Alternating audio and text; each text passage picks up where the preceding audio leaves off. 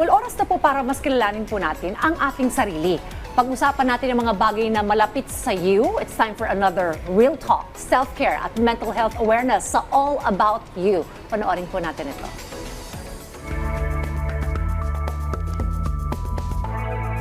Magandang araw. Ako nga pala si Rian Portuguese, your millennial psychologist, at welcome sa All About You, kung saan ito ang safe space mo at pag-uusapan natin ang tungkol sa'yo. Para sa araw na to, basahin natin yung isa sa mga sulat, no? Ng isa sa mga viewers natin na ayaw magpakilala, SF ang kanyang abbreviation. Sabi niya dito, anong gagawin ko sa kaibigan kong wala nang gana sa friendship namin? Napansin kong mas naging close siya sa ibang blockmates namin. Okay lang sana, kaya lang hindi naman niya sinabi kung bakit siya lumayo. May nagawa ba ako? Ito yung ilan sa mga practical tips na pwede mong gawin para naman malaman mo yung kasagutan dyan. Siyempre dahil tinanong mo, may nagawa ba ako? Hindi natin malalaman yun kung hindi natin kino-communicate yung ating nararamdaman o kaya yung ating iniisip sa isang tao. Yung una nating practical tip, be open to communicate your thoughts and feelings.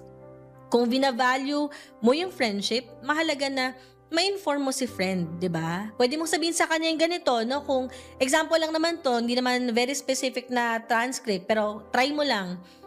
Bes, napansin ko na medyo naging distant ka sa akin lately. May nagawa ba ako? O syempre, hindi naman kaagad yan magre-reply na oo, di ba?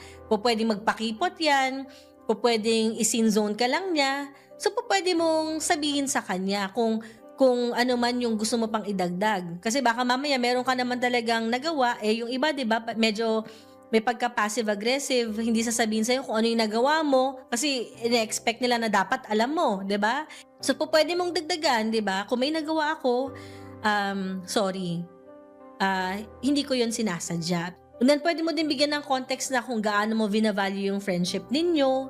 Pangalawang tip natin, syempre, normalize changes in friendships. May mga pagkakataon talaga kapag tumatagal yung panahon, na-outgrow natin yung isa't isa. Alam mo, mahirap talaga itong practical tip na to kasi alam ko mahirap mag-let go. Diba? I'm not saying na i-let go mo na kagad. Pero importante naman normalize natin yung ganitong klaseng mga changes kasi nagbabago tayo eh. Nagbabago tayo for the better, nagbabago yung mga relationships, nagbabago lahat. At some point, kailangan talaga natin na mag-adapt sa mga changes na to. At syempre yung panghuli, mahalaga na i-practice natin yung self-kindness. Minsan, ang harsh natin sa sarili natin, kapag feeling natin na, alam, may nagbago, siguro sobrang kasalanan ko, siguro kaya niya ako pinalitan kasi hindi ako cool kasama, siguro hindi ako yung type of person na talagang nag-fit in sa kanya, di na siya, fulfilled sa friendship namin, etc. So, again, tulad ng na-mention ko, minsan na-outgrow natin yung isa't isa, hindi dahil sa hindi ka cool or may kulang sa'yo or what. Minsan talagang nag-iba lang talaga na yung mga natin, yung mga binavalue natin, and may times na hindi natin na-feel na yung connection. SF, maraming salamat sa pagsisend ng mismong katanungan. Kung meron kayong similar na mga concerns tulad ni SF, huwag ninyong kalimutan na mag-send ng letter doon sa mismong email address na makikita ninyo sa baba ng screen. Muli po, this is Rian Portuguese, your millennial psychologist, at maraming salamat. Ingat!